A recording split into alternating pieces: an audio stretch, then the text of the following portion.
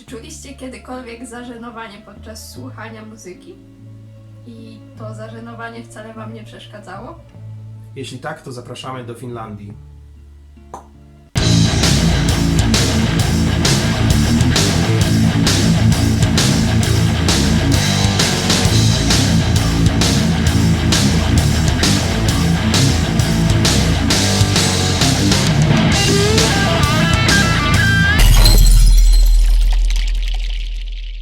His Infernal Majesty.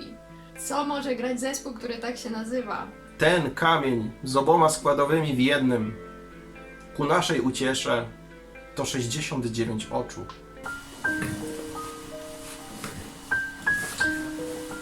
Zapach, oddech. Zapach to nie oddech. Twój oddech ma zapach.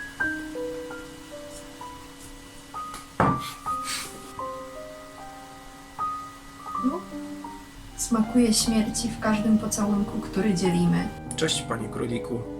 W pośpiechu i spóźniony. Każdy zachód słońca wydaje się być naszym ostatnim. Nie wiesz, co zajmuje tyle czasu? Zapytaj Alicję, ona będzie wiedziała. Twój oddech na mojej skórze ma zapach naszego końca. Jak to jest spadać w dół twojej dziury?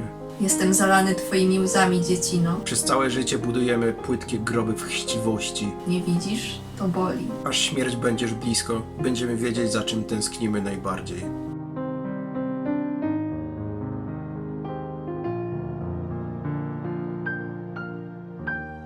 Żeby tak nie mówić cały czas po angielsku, zadam teraz kilka pytań grupie Him. Jezus Maria, strasznie sławna grupa teraz w Polsce. I would like you to define your music. Is it goth and roll or is it love metal?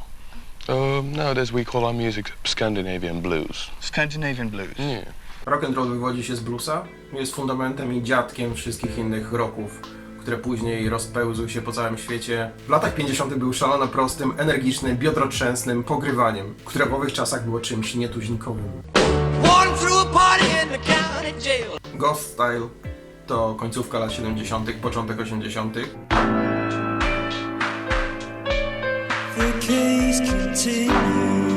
Wyrastał z fali cold wave i post-punka, które były jeziorem prostej, acz zacnej, eksperymentalnie depresyjnej refleksji.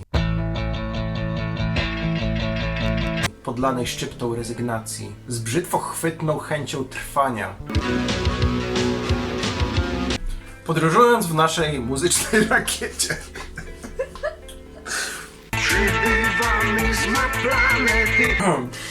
Podróżując w naszej... No co ty robisz?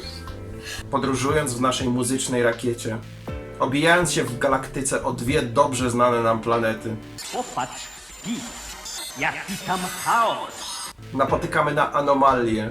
Mały kamień, pełen minerałów z obu tych planet. Z planety rock and roll i z planety goth.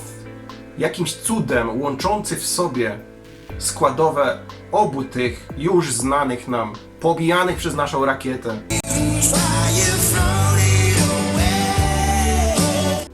Przez dziesięciolecia. Ten kamień z oboma składowymi w jednym, ku naszej uciesze, to 69 oczu.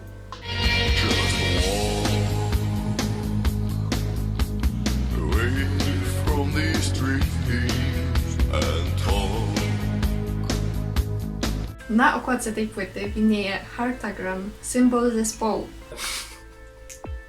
który składa się z serca i pentagramu, więc symbolizuje właściwie teksty piosenek Hima, które są głównie o miłości i śmierci.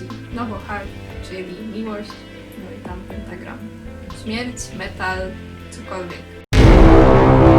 Przez większość kariery Him Wille miał pięknie podkreślone czarnym tuszem rzęsy i oczy, co nadawało jeszcze mroku temu zespołowi. Tematyka jest dość mroczna, ponura. To jednak jak się tego słucha, ma się wrażenie, że słucha się zespołu popowego. Pierwsza ich płyta wydana w 1997 roku i największym hitem na tej płycie był cover Chrisa Isaaca, Wicked Game. World was on fire, no one could see.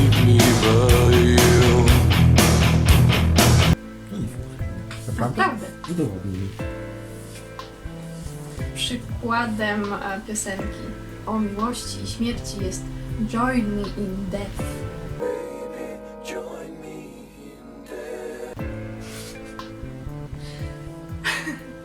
Tak właśnie.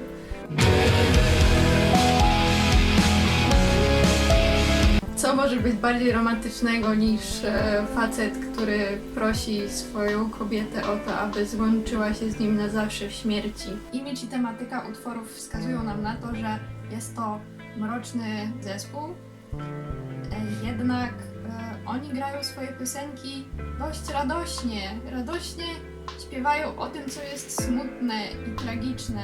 I przykładem takiej piosenki jest Killing Loneliness. Nailed to a cross together. Która była inspirowana historią Brandona Nowaka, uzależnionego od heroiny. To jest znajomy wokalisty zespołu. Kiedy ja jej słucham, słyszę tam utwór Piaska pod tytułem Prawie do nieba wzięłaś mnie.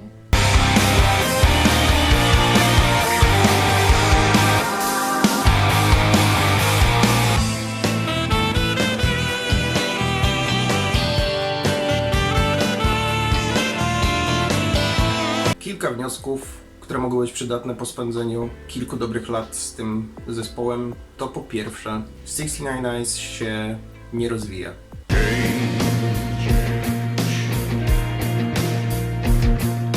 Obecnie w ogóle, a w przeszłości rzadko.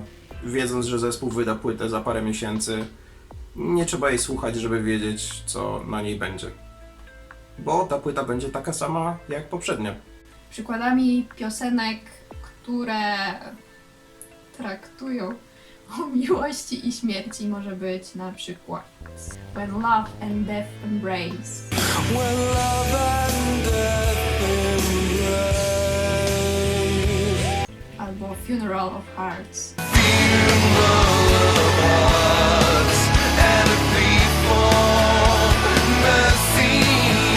Albo Bury Me Deep Inside Your Heart. Let me wake up in your arms. Brzmi mrocznie, romantycznie i love metalowo. Drastyczność, mocność głosu. 69 Eyes dla zabawy jest ok. Dla zabawy zarówno ze strony grupy, jak osób, które tego słuchają. Jest ok jako psikus, jest ok jako sarkastyczny komentarz do naszej rzeczywistości. Zabawa na poziomie horrorów klasy B. Które czasem się ogląda i sprawia to przyjemność, nawet jeżeli się wie, że to horrory klasy B. Bez dobrej jakości efektów specjalnych.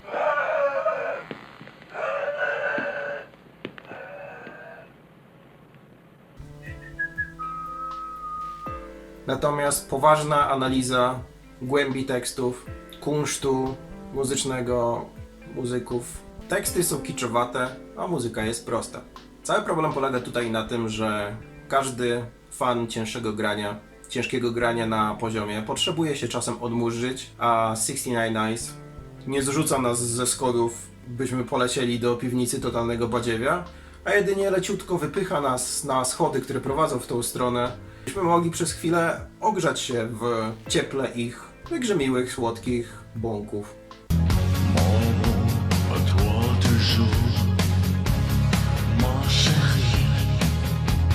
Odpoczywając na przykład od jakże zimnego i poważnego The Wall Floydów. Przy prostocie tekstów obu zespołów wydaje mi się, że otoczka Hima moim zdaniem jest bardziej dostosowana do młodszych osób niż trochę bardziej takie alternatywne i undergroundowe podejście 69 Eyes do półpoważnego tworzenia muzyki. Jest to bardzo dobra muzyka na imprezę, bardzo dobrze wchodzi po 2 browarach. No i tak to jest to, że ja mówię, że to jest proste, że się nie rozwija, że przez 10 płyt jest to samo. To nie znaczy, że w pewnym momencie dnia, w pewnym momencie tygodnia, w pewnym momencie roku taka muzyka nie pasuje idealnie do pogadania ze znajomymi albo do odmurzenia się.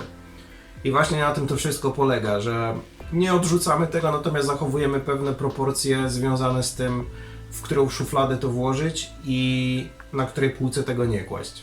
69 Eyes jest trochę bardziej zjadliwe. Do Hima raczej bym z własnej woli nie wracała, jeśli już to tylko po to, żeby się pośmiać z tego, że kiedyś tego słuchałam bardzo dużo.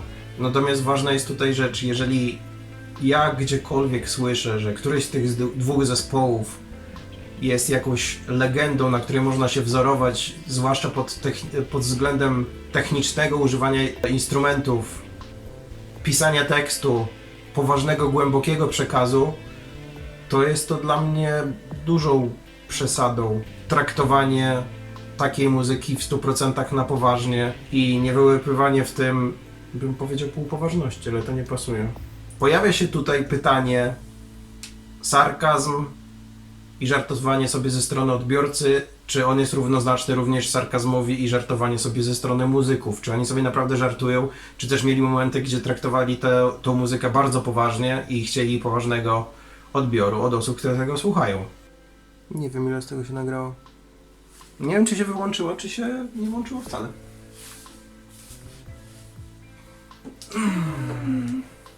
Bo ekran był czarny i jak po ekranie to była czarna kamerka, nie czerwona. W wielu trochę starszych wywiadach 69 Eyes mówili, że styl życia związany z gotenrollem jest bardzo fajny. Ganianie po knajpach gotyckich w różnych miejscach w trakcie tras koncertowych to jest to, co ich bawi. I to jest sposób, w jaki chcą żyć, więc dodatkową rzeczą tutaj może być to, że po prostu granie takiej muzyki bez stawiania na pierwszym miejscu, rozwijania się, tworzenia coraz lepszych płyt, to nie stoi na pierwszym miejscu. Na pierwszym miejscu jest bawienie się tą muzyką, jeżdżenie z jednego miejsca na drugie i granie sobie podobnych rzeczy przez całe życie. Nie ma w tym nic złego. Czy naprawdę Him jest jedynie muzyką dla nastolatków, z której się wyrasta? Tym zespołem z Bravo, do którego 69 Eyes nie miało wstępu? No to jest właśnie też ciekawe, że Him trafił do tej młodzieżowej prasy i przebywał sobie w tych rejonach dziennikarskich, natomiast 69 Eyes było dużo bardziej taką undergroundową kapelą. No i tutaj też jest jasne, że Him uczył się od 69 Eyes, bo 69 Eyes jest zespołem starszym. Czasem bywa tak, że zespoły z tego samego nurtu muzycznego rywalizują ze sobą. Ale w przypadku Hima i 69 Eyes nie było tej rywalizacji. Oni się znają od bardzo dawna, wspierali się w tym, co robili. A jednym z przykładów może być na przykład to, że Ville Valo wystąpił w teledysku 69 Eyes, gdzie grał ducha Jima Morrisona.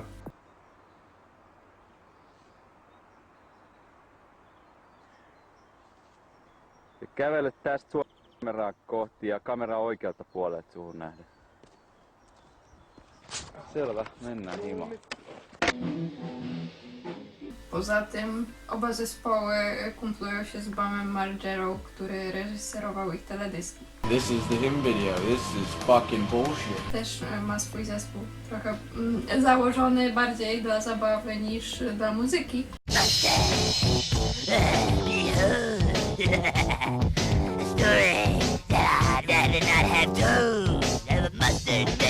Ale tak, też to jest to, co ich łączy w jakiś sposób. Muzyka ma bardzo dużo różnych zakamarków, nie zawsze muszą być one w 100% poważne, dlatego dzisiejszy odcinek dotyczył tych półpoważnych. Mam nadzieję, że dowiedzieliście się czegoś ciekawego. Jak Wam się podobało, łapka w górę i dajcie nam suba. Następny odcinek będzie o tylko jednej piosence. A mnie tutaj nie będzie.